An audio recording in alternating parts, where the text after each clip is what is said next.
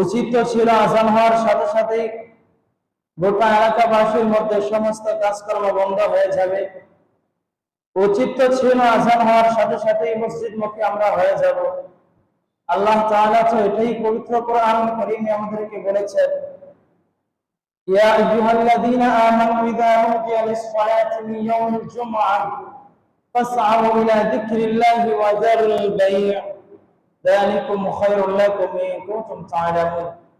আল্লাহ আমাদেরকে এটাই নির্দেশ দিয়েছেন, ওহে ঈমানদারগণ, ইয়া আইয়ুহাল্লাযীনা আমানু, ও আমার ঈমানদার বান্দারা, ইযা নুদিয়া লিস-সালাতি মিন ইয়াউমিল জুমআহ, যখন জুমার দিন, যখন জুমা নামাজের আযান হয়ে যায়, যখন জুমার দিন জুমা নামাজের জন্য মসজিদের মিনার থেকে ডাক চলে আসে, তখন তোমরা ফাসআউ ইলা যিকরিল্লাহ, তখন জুমা নামাজ আর আদায়ের উদ্দেশ্যে আল্লাহ হেঁটে হেঁটে আসতে বলেন নাই, বলতেছেন দৌড়ায় মসজিদে আসো।